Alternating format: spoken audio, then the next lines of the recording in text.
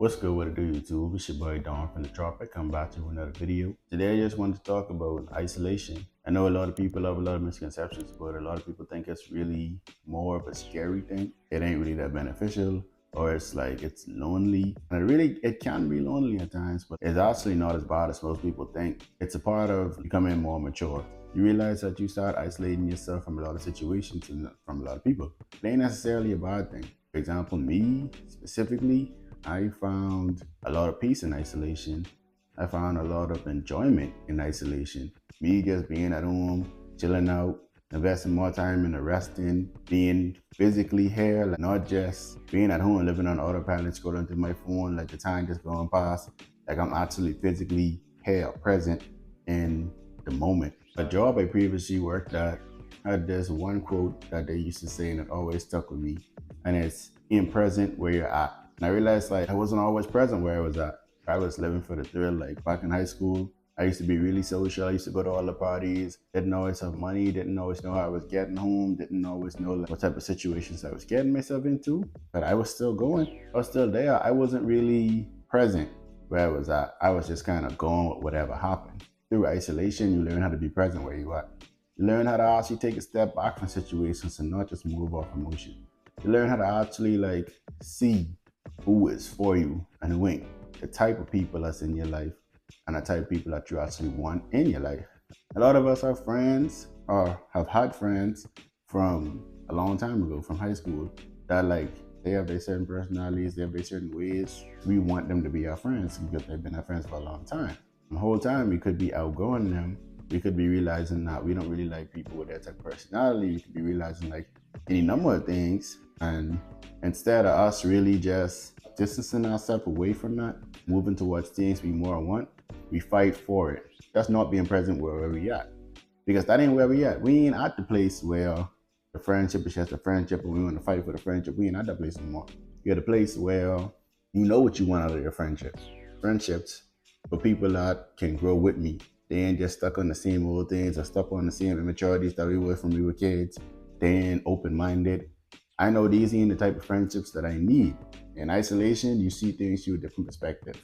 A lot of people will use the words or the phrase, you don't know what you want, which ain't necessarily always true. It's just that you're looking at it through a different lens than you need to be. I realized when I isolated myself that, especially when it came to like romantic relationships, that I knew what I wanted because I always knew what I didn't want, and I just wasn't really looking at it at that through that lens. Same thing with friendships and even family. Like I knew what I wanted to take from people because I knew what I didn't want to take from people. I knew what I felt like respect was to me because I knew what disrespect was to me. Like when I started taking that same mindset and applying it to other things, which in that mindset never really occurred to me until I put myself through isolation. But when I started taking that same mindset and applying it to things, I started to realize that I knew more than I thought I knew about myself. I would say isolation, at least for me, was the process I needed to get to know who I am. The process I needed to get to know what I enjoy. Outside of like being with friends or being like in a different setting, like you by yourself, you to yourself, you pay attention more to yourself and you notice things about yourself. I spend a lot of time outside in nature. I turn my phone off actually and just chill, just sit, just be there. And I started to realize ways that I would feel earlier than normal. Like usually by the time I got mad or I noticed I was mad, I was already mad.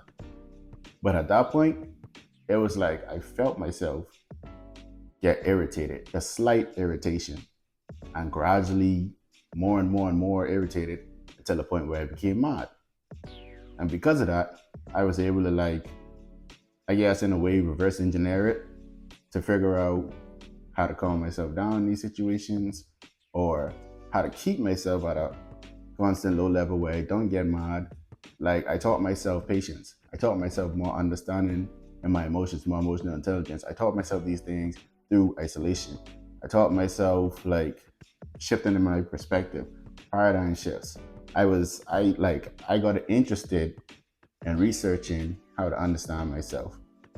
And that was a big thing for me because It never really occurred to me that I need to do that.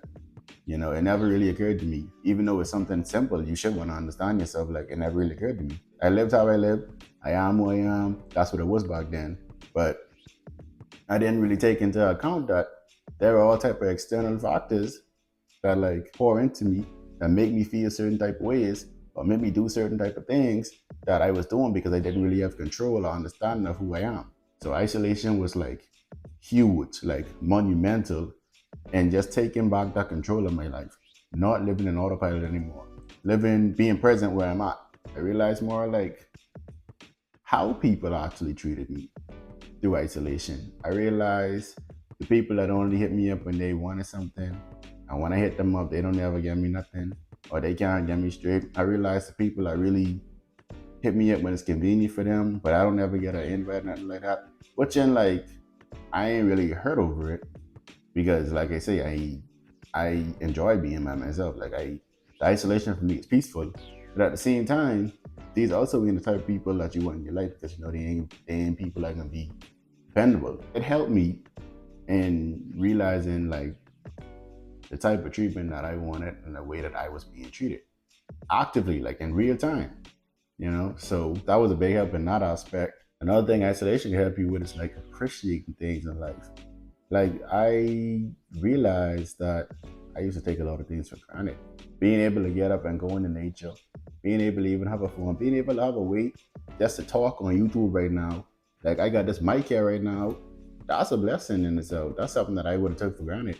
I've been like, oh, bitch, just a mic. It's only like $20, whatever. But he said $20.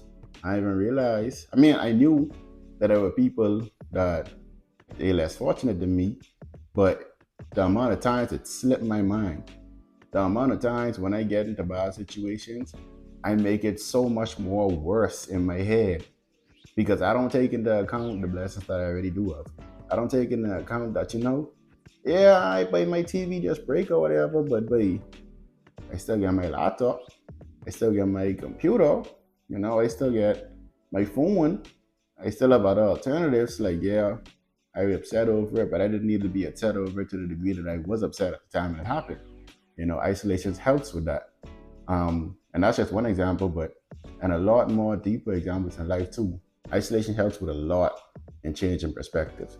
It helps in a lot with figuring out who you are. It helps with a lot with figuring out what you want, what you don't want, and seeing how people treat you. I would say that's very beneficial. I would say never be afraid to go through your own isolation journey. Never be afraid to stand out. It's okay. I know we living in a society right now where opinions ain't really a good thing necessarily. People hate opinions. People hate to be different. People have different opinions.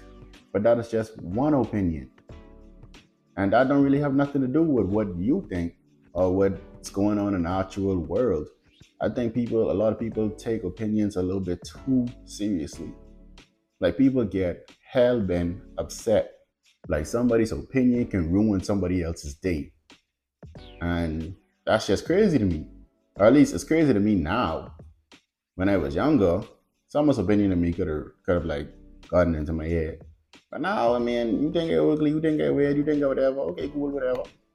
I mean, it's me. That's just what it is. If I agree to you, I agree to you. It is what it is. That's just your opinion.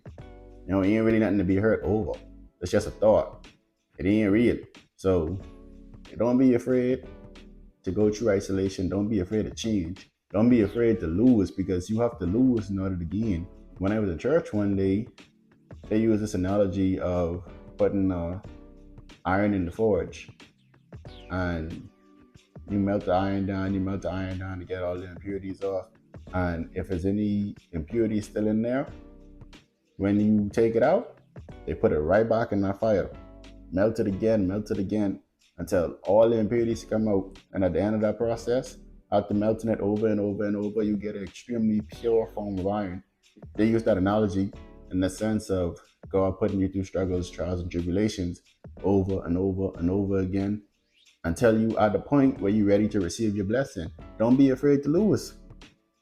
Don't be afraid to be wrong. Don't be afraid to get hurt, because these things push you. They help you to grow. They help you to learn lessons.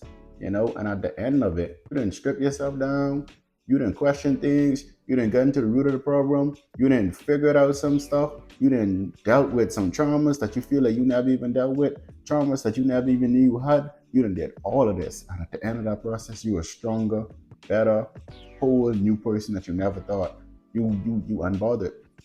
You untouchable. Make sure to like, comment, subscribe, turn on post notifications, all that. Just as a side note, I got some things planned for the greenhouse effect. I got some people coming through, some really good topics. If y'all got any more topics, any more suggestions, let me know in the comment section below. But that's all I got for y'all. So without further ado, baby, I'm the realest that hop up on your same. So please look it, don't take me for no lame. I know it seems intense to deal a nigga from the island, but don't fall under pressure, I promise I'll keep you smiling.